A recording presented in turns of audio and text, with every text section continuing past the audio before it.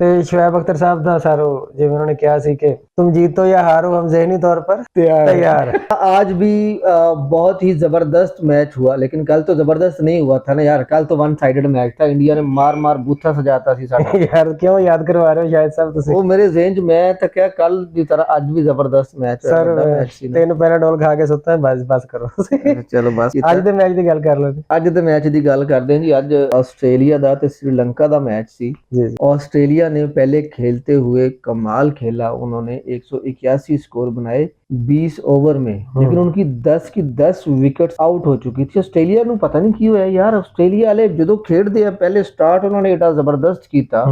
9 ਤਕਰੀਬਨ 9 ਓਵਰਾਂ ਚ ਉਹਨਾਂ ਦਾ 104 ਸਕੋਰ ਸੀ। ਉਸ ਤੋਂ ਬਾਅਦ ਤੇ ਲੰਮੇ ਹੀ ਪੈ ਗਏ। ਸਰ ਮੈਨੂੰ ਲੱਗਦਾ ਹੈ ਕਿ ਜਿਹੜਾ ਇਹ ਆਏ ਸੀ ਪਾਕਿਸਤਾਨ ਖੇਡਣ, ਇਹ ਕੋਈ ਟਿਪਸ ਲੈ ਗਏ ਸਾਡੇ ਸਾਰਿਆਂ ਤੋਂ ਨਾ। ਤੇ ਸਰ ਮਨੂਸੀਅਤ ਦਾ ਕੋਈ ਚਿਹਰਾ ਤੇ ਹੁੰਦਾ ਨਹੀਂ। ਅੱਛਾ, ਬਾਕੀ ਉਹ ਕਾਫੀ ਲੰਬਾ ਚੱਲਦੀ ਹੈ ਤੇ ਉਹ ਤੋਂ ਹੁਣ ਪਾਕਿਸਤਾਨ ਕੋਲੋਂ ਵਾਈਟ ਵਾਸ਼ ਹੋ ਕੇ ਗਏ ਆ। ਦਿਲ ਤੇ ਲਾ ਗਏ, ਦਿਲ ਤੇ ਐਸਾ ਲਾਇਆ ਉਹਨਾਂ ਨੇ ਕਿ ਉਹ ਬਸ ਉਹ ਘੋੜੀ ਤਰ੍ਹਾਂ ਨਾ ਕਿ ਉਹ ਕੰਧ ਨੂੰ ਸਿਰ ਲਾ ਕੇ ਬੈਠੀ ਹੈ। ਹਾਂ, ਉਹਨੇ ਕੋਈ ਬੁਰਾ ਸੁਪਨਾ ਦੇਖ ਬੈਠੀ।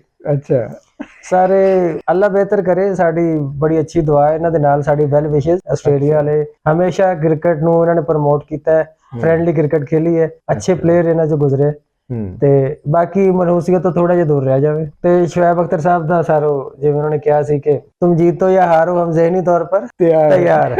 ਹਮ ਤਿਆਰ ਹੈ ਜੀ। ਕਿ ज़हनी तौर ਤੇ ਉਹ ਤਿਆਰ ਹੈ ਸਰ। ਹੁਣ ਨਹੀਂ ਅਸੀਂ ਉਮੀਦਾਂ ਰੱਖੀਆਂ ਕਿ ਉਮੀਦ ਦੇਖੋ ਸਭ ਤੋਂ ਵੱਡੀ ਦਿਲ ਕਿਹੜੀ ਚੀਜ਼ ਤੋੜਦੀ ਹੈ? ਉਮੀਦ। ਹਾਂ, ਤੇ ਅਸੀਂ ਤਾਂ ਦਿਲ ਲਾਉਂਦੇ ਨਹੀਂ। ਸਾਨੂੰ ਪਤਾ ਹੈ ਬਸ ਠੀਕ ਹੈ ਤੁਸੀਂ ਪੀਸੀਬੀ ਦੇ ਖਰਚੇ ਤੇ ਆਓ। ਸ਼ੁएब अख्तर ਨੇ ਕਿਹਾ ਸੀ ਕਿ ਹੁਣ ਅਸੀਂ ਟੀਵੀ ਨਹੀਂ ਤੋੜਦੇ। ਹਾਂ, ਹੁਣ ਅਸੀਂ ਜ਼ਹਿਨੀ ਤੌਰ ਤੇ ਤਿਆਰ ਹੁੰਨੇ ਕਿ ਅਸੀਂ ਕਿਹੜਾ ਜਿੱਤਣਾ ਹੈ। ਉਹ ਵਕਤ ਦੇ ਨਾਲ ਜਜ਼ਬਾਤ ਹਾਲਾਤ ਖਤਮ।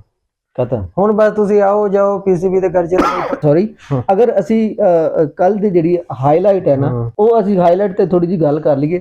शाहिद अफरीदी ने किया सी, शाहिद अफरीदी ने कहा था कि शाहीन शाह अफरीदी हिपोक्रेसी शाहिद अफरीदी दी हिपोक्रेसी अल्लाह दी कसम दिलों नहीं किया उन्हें। शादाब खान ये कहना पैंदा कैमरे ते आके जनाब दिलों नहीं किया। लाला जी सॉरी, मैं ਤੁਹਾਡਾ ਬੜਾ ਫੈਨ ਹੈ, ਲੇਕਿਨ ਸਰ ਆਪਦੇ ਬੇਟੇ ਦੇ ਬਾਰੇ ਤੁਸੀਂ ਦਿਲੋਂ ਨਹੀਂ ਕਿਹਾ।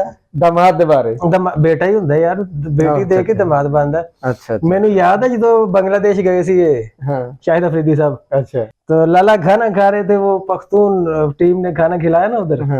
लाले को ज़ियाफत पे बुलाया। लाला जी सॉरी माजरत, लेकिन मैं ਤੁਹਾਡਾ ਫੈਨ ਹੈ, ਤੁਹਾਨੂੰ ਫਾਲੋ ਕਰਦਾ, ਤੁਹਾਡਾ ਦੇਖਿਆ ਸੀ ਮੈਂ ਕਲਿੱਪ।